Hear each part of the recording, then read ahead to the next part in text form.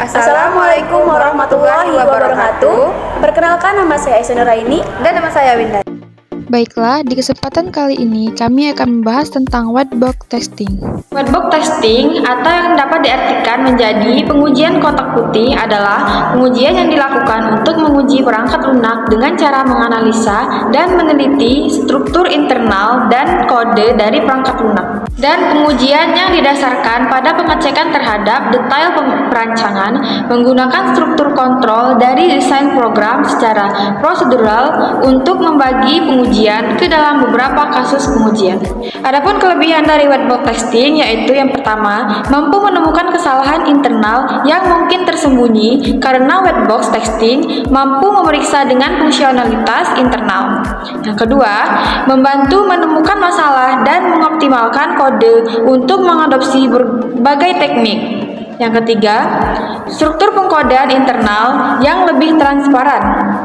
Yang keempat, pengujian menyeluruh dengan mencakup semua kemungkinan jalur kode. Dan yang terakhir, kasus dengan whitebox testing dapat dengan mudah dioptimasi. Adapun kelemahannya, yang pertama, desain whitebox testing terbilang canggih sehingga membutuhkan keterampilan pemrograman yang relevan dan sumber daya yang memiliki pengetahuan menyeluruh tentang desain aplikasi. Yang kedua, membutuhkan tenaga dan upaya yang lebih ekstra untuk mengelola kode, pengujian, dan skrip. Yang ketiga, perubahan kode sering memerlukan eksekusi ulang dan bahkan terkadang mengarah ke jalur baru untuk pengujian. Yang keempat, prosedur whitebox testing terbilang cukup rumit dan mahal.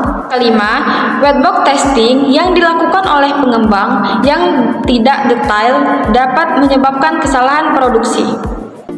Dan whitebox testing memiliki fungsi yaitu memastikan bahwa semua jalur sudah tercakup setidaknya sekali, memastikan semua keputusan logis didasarkan pada nilai benar dan salahnya, untuk menguji bahwa semua log telah diuji, untuk menemukan jenis bug seperti kesalahan login, desain, tipografis, dan sintaks. Jenis-jenis whitebox testing yaitu yang pertama, unit testing. Jenis pengujian kotak putih ini sering digunakan sebagai jenis pengujian pertama yang dilakukan pada aplikasi.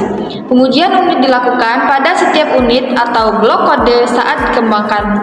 Pada dasarnya, pengujian unit atau unit testing ini biasanya dilakukan oleh programmer. 2. Memory leak testing. Memory leak atau kebocoran memori adalah penyebab utama dari aplikasi yang berjalan lebih lambat. Quality assurance yang berpengalaman dalam mendeteksi kebocoran memori sangat penting jika kita membutuhkan perangkat lunak yang memiliki performa cepat karena memiliki pengguna dan data yang berskala besar. Yang ketiga, whitebox penetration test.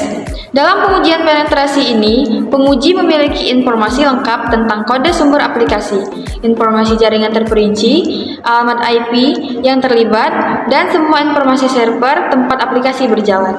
Yang keempat, whitebox mutation testing. Pengujian mutasi kotak putih ini sering digunakan untuk menemukan teknik pengodean terbaik yang digunakan untuk memperluas solusi dan kinerja perangkat lunak.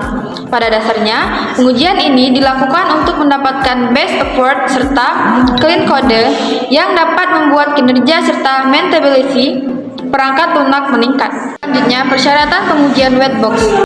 Metode atau teknik pengujian whitebox dibagi menjadi 3, yaitu basic patch, cyclomatic complexity, dan graph-matic.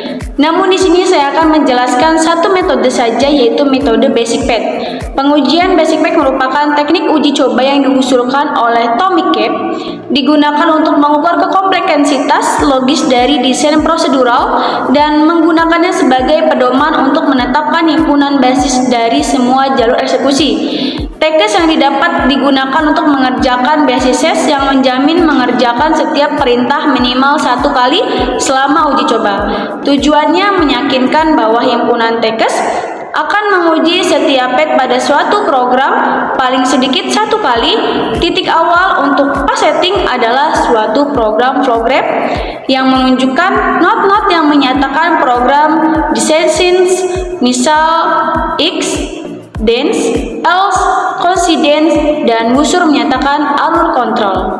Selanjutnya di dalam flow graph ada dua simbol. Yang pertama, simpul atau node yang mempresentasikan satu atau lebih statement prosedural. Yang kedua, link atau edge mempresentasikan aliran kontrol. Mari kita lihat bentuk aliran grafiknya. Yang pertama, sekuensial yang berarti berurutan dari satu ke dua dan seterusnya. Untuk if itu percabangannya jumlahnya tergantung kondisi dari if itu. Sedangkan kalau case tergantung dengan case-nya juga. Jadi if dan case itu sama-sama percabangannya. Kalau if itu standarnya ada dua, kalau if cabangnya lebih banyak. Selanjutnya, while kita harus mengetahui bahwasanya while atau for itu true dan false yang dilihat dari bagian paling atas. Jika false, maka akan masuk kode program. Selanjutnya jika true, maka akan masuk ke dalam while atau for. Nah, kalau repeat until bisa juga untuk dicoba 2 atau 1 kali, lalu yang ketiga baru dicek true atau false. Jika false, maka masuk ke baris program. Seberikutnya jika true, maka kembali lagi ke perintah pertama. Di sini contohnya ada baris program 1 sampai 11. Kita bisa tanpa melihat programnya. Mungkin nomor 1 adalah if. Jika sesuatu ke arah 11, jika sesuatu yang lain maka kedua. 2 ini konsekuensinya menuju ketiga. Berarti ketiga itu if. Jika kondisi pertama, maka masuk ke 4. Jika tidak, maka tidak ada yang masuk ke 6. Dan 6 ini adalah if lagi. Jadi ini menunjukkan ada if di dalam if.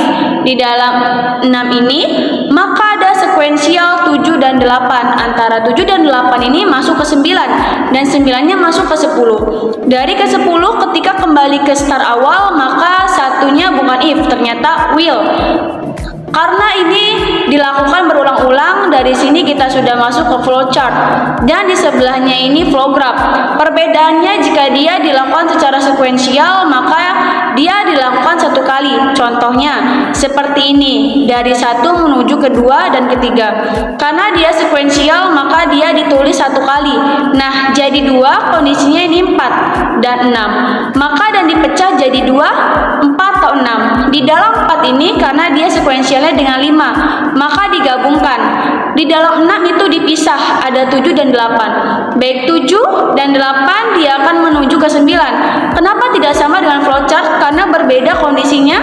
Karena flowchart urutannya 6, 7, 9. Kalau flow graph 6, 8, 9. Dari 9 menuju ke 10. 10 ini pergabungan antara 9 dengan 4 dan 5. Makanya ditulis secara terpisah. Dari dia well, maka dia berulang lagi ke angka 1. Seterusnya sampai kondisinya false. Setelah false, dia langsung ke angka ke-11. Dari sini kita bisa melihat, ini ada beberapa not. Notnya adalah angka-angka. Buketnya itu ada not 1 sampai 9. Ada 9 not di dalam flowchart. Add-nya ada 11. Yaitu garis-garis yang menghubungkan not. Kita harus mengetahui jumlah not dan add-nya untuk mengetahui berapa nilai seklometik kompleksibelnya, dan di sini bisa kita lihat R atau region, kumpulan dari not yang tertutup. Kita bisa lihat ada not yang tertutup oleh add, maka dia adalah region.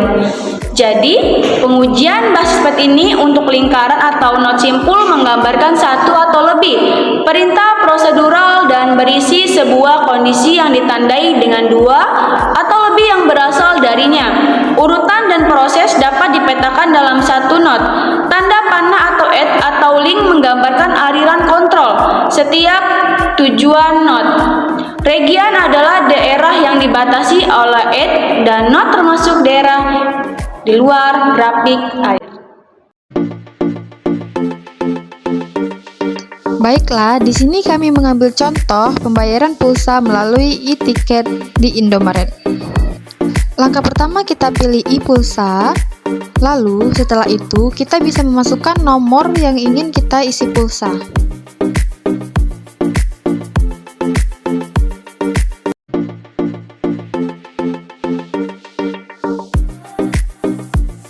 Selanjutnya kita tekan pulsa reguler,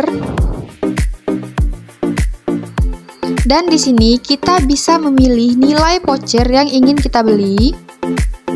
Setelah kita menekan pilihan voucher, kita akan melihat konfirmasi voucher beserta harganya. Lalu kita klik lanjutkan, dan transaksi kita sudah berhasil.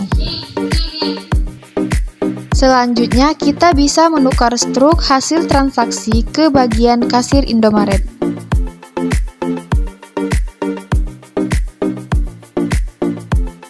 Sekian yang dapat kami sampaikan. Kurang dan lebihnya kami mohon maaf. Kami akhiri. Wassalamualaikum warahmatullahi wabarakatuh.